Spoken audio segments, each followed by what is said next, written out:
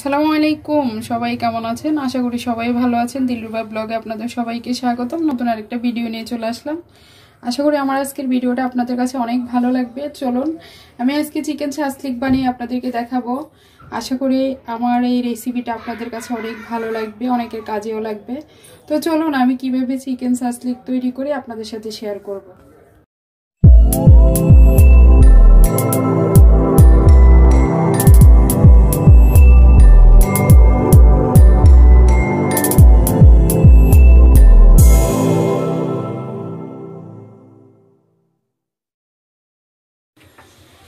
তো আমার chicken shashlik বানাতে যা যা লাগবে, এখানে আমি চিকেন নিয়েছি। চিকেনের বুকের মাংসটা আমি এভাবে চাকা চাকা করে কেটে নিয়েছি।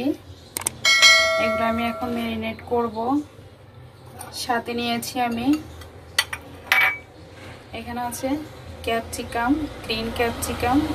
আপনারা কেউ চাইলে ইয়েলোটা রেডটা দিতে পারেন, আমার হাতের কাছে নাই, আমি দেবো না, তাই আমি গ্রিনটা দেব।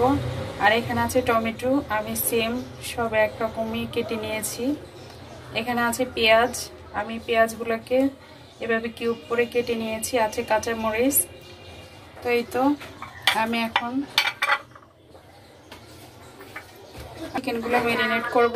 তার জন্য আমি প্রথমে একটু লেবুর রস দিয়ে দেব।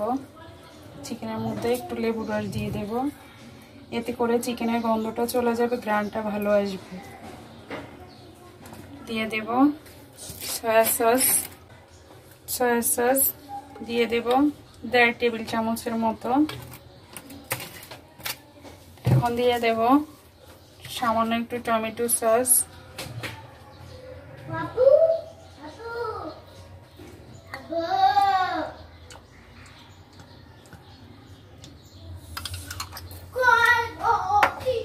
এখন আমি, এখানে আছে রসুন বাটা, এখানে আছে আদা বাটা 1 চামচ করে, এগুলো দিয়ে দেব।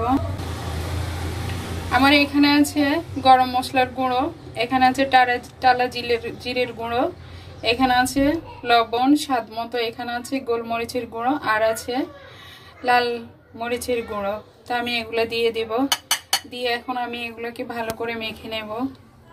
আর আমি এখানে দিয়ে দেব রান্নার রেগুলার যে সয়াবিন তেলটা আমরা ইউজ করি, 1 টেবিল চামচের মতো তেল দিয়ে দেব। দিয়ে আমি এখন এগুলো ভালো করে মেখে নেব। আমি এভাবে খুব ভালো করে মেখে নিয়েছি সব কটা মশলা দিয়ে। এখন আমার মেখে নেওয়া শেষ। এভাবে আমি ঢেকে রেখে দেব আধ ঘন্টার জন্য। আপনারা যদি সম্ভব হয় তাহলে আপনারা একদিনও রেখে দিতে পারেন। তো আমি রেস্টে রেখে দিতেছি। ফিরে আসলাম আধ ঘন্টা পরে। এখন রেস্টে রাখা মাংসগুলো আমি তুলে নিতেছি। এই যে এখন আমি সেম পদ্ধতিতে এখানে যে সবজিগুলো আমি নিয়েছি ওগুলো আমি এখানে একটা বাটিতে নিয়ে নেব। একটু সয়া সস দিয়ে দিলাম। আমি এখানে দিয়ে দেব সামান্য একটু লবণ। সয়া সসে লবণ আছে, মাংস ম্যারিনেট করার সময় আমি লবণ দিয়েছি, সেজন্য বুঝে দিতে হবে। আর এখানে আছে একটু টালা জিরের গুঁড়ো, আর এখানে আছে মরিচের গুঁড়ো। তা আমি এখন এগুলো দিয়ে দেব এখানে।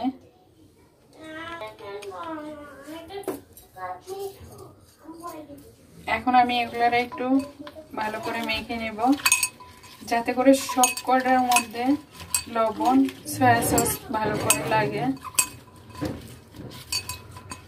ঠিক বানানোর জন্য আগে থেকে কাঠিগুলোকে আমি পানিতে ভিজিয়ে রেখেছি, যাতে করে এগুলো একটু সফট হয়, ভেঙে যেন না যায়। তো এখন আমি কাঠির মধ্যে ঢুকিয়ে নেব।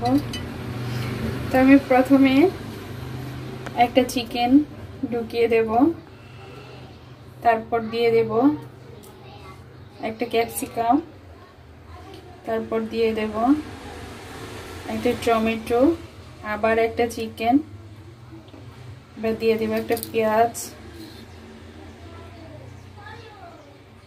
আবার দিয়ে দেব একটা টমেটো, আবার দিয়ে দেব একটা চিকেন। এভাবে করে আমি সবকটা চিকেন শাসলি এভাবে আমি সবকটা ঢুকিয়ে নেব। দেখতে পাচ্ছেন, এভাবে সবকটা কাঠির মধ্যে আমি ঢুকিয়ে নেব। ওকে, তো আমার সবকটা চিকেন শাসলিক বানানো রেডি। আমি সবকটা কাঠিতে ঢুকিয়ে নিয়েছি, দেখতে পাচ্ছেন আমার সবকটা চিকেন শাসলিক কাঠিতে ঢুকানো হয়ে গেছে। এখন আমি চুলায় চলে যাব। তো আমি চুলাতে একটা প্যান বসিয়ে দিয়েছি। এখানে আমি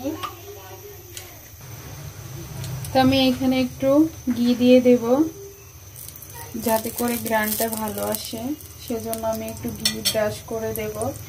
আপনারা যদি ঘি না থাকে তাহলে সয়াবিন তেলও দিতে পারেন, রান্নার রেগুলার তেলটা।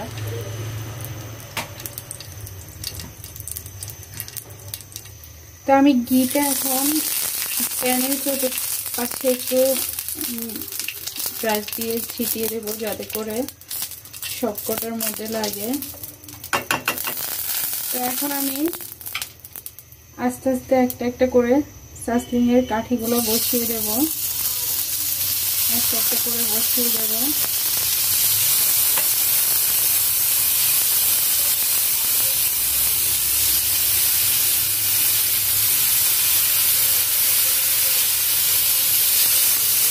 এইভাবে করে আমি ভেজে নেব। তো এখন আমি চুলাটা মিডিয়াম লোতে রেখে আমি ঢেকে দেব, যাতে করে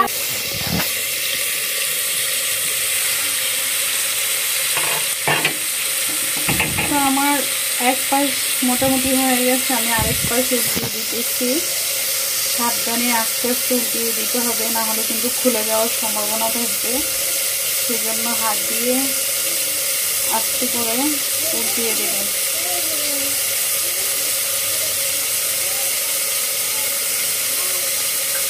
তো আমার এই পাশ মোটামুটি এরকম হয়েছে। আমি আবার ঢেকে দেব অপর পিঠ হওয়ার জন্য। তো আমি এখন আবার একটু উল্টিয়ে দেব। এই যে এখন আবার একটু ভালো করে উল্টিয়ে পাল্টিয়ে দেব। আমার লক্ষ্য হচ্ছে যাতে ভিতরে যেন ভালো করে হয়, সেটাই আমার টার্গেট। ভালোভাবে এক পিঠ হয়ে গেছে।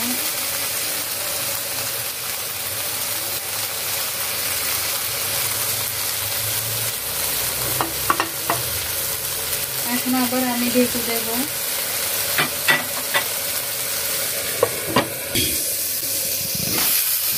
আমার এই শাসলিকগুলো হয়ে গেছে। আমি এখন এগুলো তুলে নেব, আর এইভাবে আমি সবকটা ভেজে নেব। আর কেউ যদি কাঁচামরিচ খেতে পছন্দ করেন ঝাল, তাহলে সে এইভাবে কাঠিতে নিয়ে ফ্রাই করে নিতে পারেন। আর আমি এখন শাসলিকগুলো তুলে নেব। এইভাবে আমি সবকটা আস্তে আস্তে ভেজে নেব। তো আমার সবকটা চিকেন শাসলিক ভাজা হয়ে গেছে, দেখতে পাচ্ছেন কতটা সুন্দর হয়েছে।